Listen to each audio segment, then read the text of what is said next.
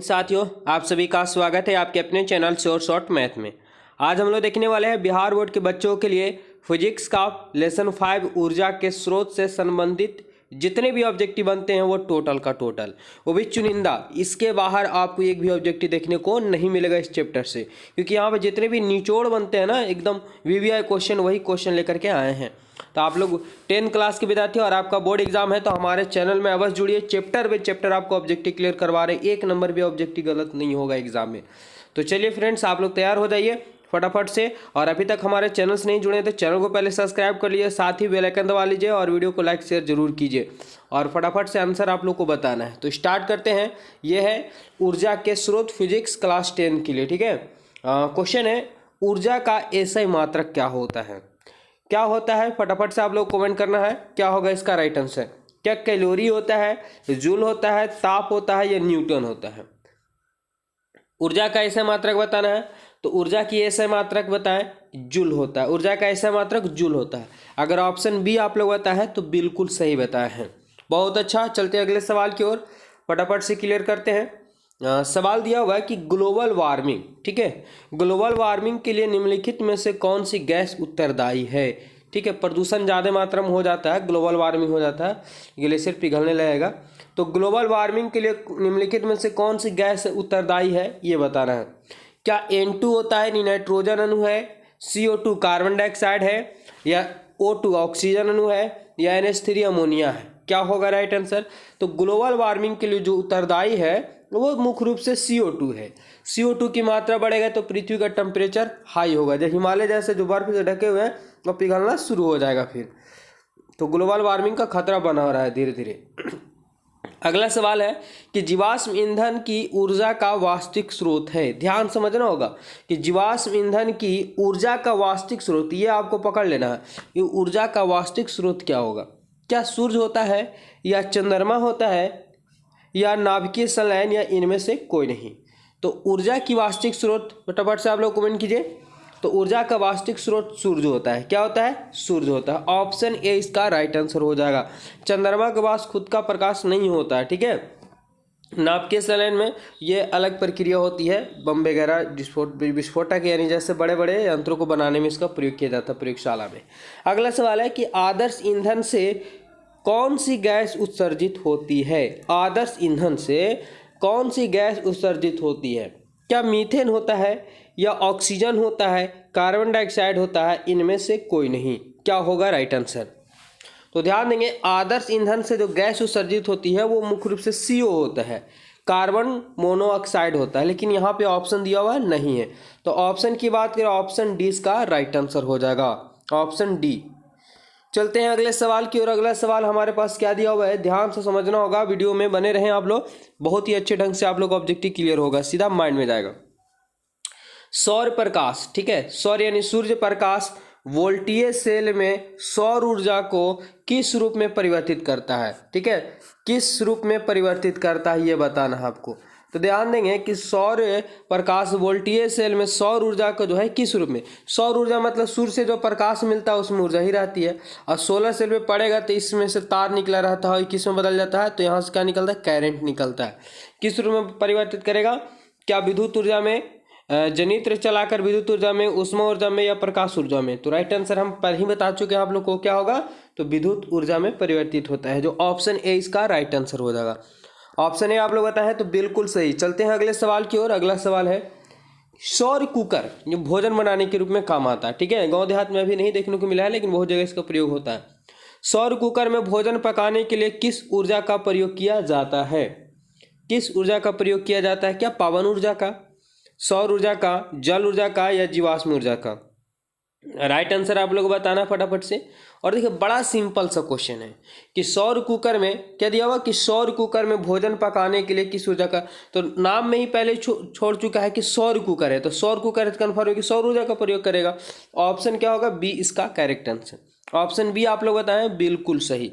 और एक यहाँ से क्वेश्चन हर हाल में बोर्ड एग्जाम में आपको देखने को मिलते हैं। हमारे चैनल से बस जुड़िए, क्योंकि यहाँ पे बायोलॉजी क्लियर हो चुका है, फिजिक्स भी क्लियर हो चुका है आज, ठीक है। इसके बाद जो है आपका केमिस्ट्री शुरू होगा, फिर सोशल साइंस, मैथ सभी के सभी चलेंगे, तो बेहद ही लाजवाब तरीका से ऑब्जेक्टिव क्लियर होने वाला है। निम्नलिखित में से कौन ऊर्जा का नवीकरणीय स्रोत है? क्या है? नवीकरणीय स्रोत है। फटाफट से बताना आप लोग। कोयला है, लकड़ी है, पेट्रोलियम है या प्राकृतिक गैस है? क्या होगा राइट आंसर? तो ध्यान देंगे, नवीकरणीय, नवीकरणीय मतलब जिसे हम पुनः प्राप्त कर सकते हैं, वैसे उसे क्या कहते हैं? तो नवीकरणीय। कोयला एक बार समाप्त होने के बाद जल्दी इसका निर्माण नहीं होता, करोड़ों वर्ष लग जाते हैं, लाखों। लकड़ी एक बार जल जाने के बाद फिर से लकड़ी नहीं बनेगा। पेट्रोलियम नहीं। तो प्राकृतिक गैस जो होती है वो एक प्रकार की क्या है? तो नवीकरणीय स्रोत है ऊर्जा का। ऑप्शन डी यहाँ पे करेक्ट आंसर हो जाएगा। अगला सवाल है 8 नंबर सवाल। क्या बोला है? यूरेनियम 238 235 यहाँ पे है। यूरेनियम के दो समस्थानिक होते हैं, एक 238 होता है और एक 235 होता है। ठीक है, हमें दिया हुआ है कि यूरेनियम 235 के एक परमाणु के विखंडन से मिलने वाली ऊर्जा का मान होता है। यूरेनियम आपको पता होगा विस्फोटक पदार्थ है। ठीक है, इसका जेट इंजन वगैरह में, बड़े बड़े इंजनों में चलाने में प्रयोग किया जाता है। तो यूरेनियम 235 के परमाणु जब विखंडित होता है, टूटता है, तो कितना ऊर्जा इसमें से निकलता है? एक अणु से मात्र। ठीक है, तो इसकी राइट आंसर की बात करें, ये निकलता है 931 मेगावाट। कितना? 931 मेगावाट इसका ऊर्जा निकलता है। इतना हाई वोल्टेज होता है। 238 तो और खतरनाक है। चलिए आगे बढ़ते हैं। सोलर कुकर में प्रयुक्त बर्तन प्राय निम्न में से किस रंग से पेंटेड होते हैं? सोलर कुकर जो होता है, तो सोलर कुकर जो किनारा होगा, ठीक है, क्या दिया हुआ कि प्रयुक्त प्राय निम्न में से किस रंग द्वारा पेंटेड होता है? किस रंग का इसका कलर कर दिया जाता है बाहर बाहर शुरू से?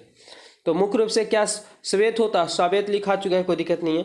क्या श्वेत होता है, काला होता है, पीला होता है या लाल होता है? राइट आंसर बताना आप लोग को। तो देखिए राइट आंसर की बात करें तो ये होगा काला। काला, ऑप्शन बी। अगला सवाल है, सौर पैनल बनाया जाता है। सौर पैनल, ठीक है, सौर पैनल देखेंगे कि इस रूप में रहता है सोलर सेल। हम इस सौर पैनल किसे कहते हैं? तो ध्यान से समझना होगा। सौर कुकर के संयोजन से या अनेक सौर सेलों के संयोजन से या सौर जल उष्मक को संयोजन से या सौर केंद्रों को संयोजित करके। क्या होगा राइट आंसर? बड़ा कन्फ्यूजन होता है, लेकिन घबराइए नहीं, हम आप लोग समझाते हैं। ठीक है, तो सौर पैनल जो बनाया जाता है, तो इसमें देखेंगे कि आपके पास सोलर सेल अगर जरूर घर में होगा तो इस टाइप का घर घर टाइप का बना रहता है। घर घर टाइप का बना रहता है उसमें, तो ये सबको क्या रहता है? ज्वाइंट रहता है। तो इसमें राइट आंसर की बात करें कि अनेक सौर सेलों को संयोजित किया जाता है। देखिए ये भी सेल, ये भी सेल, ये भी सेल, और सबको सेल को एक साथ मिला करके बॉक्स, एक डिब्बा जैसा बना दिया जाता है। तो अनेक सौर सेलों को संयोजित करके सौर पैनल बनाया जाता है। ठीक है, तो ऑप्शन की बात करें, ऑप्शन भी यहाँ पे करेक्ट आंसर हो जाएगा। अगला सवाल है, एलपीजी मुख्य अवयव है, यानी एलपीजी में मुख्य रूप से क्या मिला हुआ रहता है, क्या पाया जाता है? क्या नॉर्मल पेंटेन एवं आइसोपेंटेन होता है, नॉर्मल ब्यूटेन एवं आइसोब्यूटेन होता है, मीथेन एवं एथेन होता है, इनमें से कोई नहीं? क्या होगा राइट आंसर? 11 नंबर सवाल का आंसर। तो ध्यान देंगे, एलपीजी गैस में जो मुख्य अवयव रहता है वो नॉर्मल ब्यूटेन रहता है और आइसोब्यूटेन मौजूद रहता है। ऑप्शन की बात करें बी यहाँ पे करेक्ट आंसर। आप लोग बी बताएं तो बिल्कुल सही बताए हैं। अगला सवाल है, निम्नलिखित में से किस देश को पावनों का देश कहा जाता है? पावनों का देश कहा जाता है किसे? क्या यूएसए को कहा जाता है, भारत को कहा जाता है, जापान को कहा जाता है या डेनमार्क को कहा जाता है? पावनों का देश क्या होगा राइट आंसर? तो ध्यान से समझना होगा कि जो पावनों का देश कहा जाता है वो डेनमार्क को कहा जाता है। किसे? डेनमार्क को कहा जाता है। ऑप्शन की बात करें, ऑप्शन यहाँ पे डी करेक्ट आंसर हो जाएगा, डेनमार्क, पावनों का देश। अगला, उगता हुआ सूरज का देश जापान को कहा जाता है, आप लोग जानते ही होंगे। अगला क्वेश्चन है, दिया हुआ है क्या निम्नलिखित में से किसका उपयोग खाना बनाने वाले ईंधन के रूप में नहीं किया जाता है?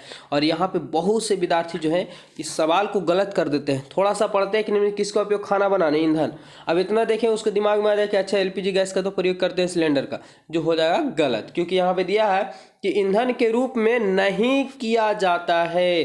क्या सीएनजी का, एलपीजी का, बायोगैस का या कोयला का? तो देखें कि कोयला का भी प्रयोग कर लिया जाता है, बायोगैस का भी हो जाता है, ठीक है, और एलपीजी गैस का तो मुख्य रूप से सिलेंडर में आता ही है, इसका प्रयोग किया जाता है खाना बनाने में। लेकिन सीएनजी का प्रयोग जो खाना बनाने के लिए नहीं किया जाता, बल्कि इससे मोटर वाहन ये सब चलाने के लिए प्रयोग किया जाता है। तो ऑप्शन की बात करें तो ऑप्शन क्या होगा, ऑप्शन यहाँ पे ए करेक्ट आंसर हो जाएगा। ये आपका पार्ट 1 वीडियो हो गया, ठीक है। पार्ट 1 वीडियो काफ़ी लंबा हो जाएगा, इसलिए पार्ट 1 इतना ही रहने देते हैं। और इसका पार्ट 2 वीडियो आएगा जो इतना ही लगभग क्वेश्चन होंगे, और ये पूरा का पूरा चैप्टर से ऑब्जेक्टिव कंप्लीट हो जाएगा आपका। हमारे चैनल से बस जुड़िए। अब आप लोग का केमिस्ट्री शुरू होने वाला है, पहला चैप्टर से लेकर पूरा क्लियर कराएंगे। साथ ही साथ सोशल साइंस और मैथ का भी ऑब्जेक्टिव देखने को मिलेगा। एग्जाम होते होते पूरा क्लियर करा देंगे, ठीक है। तो चैनल से बस जुड़िए। धन्यवाद। वीडियो को जरा अपने दोस्तों के साथ शेयर कीजिए।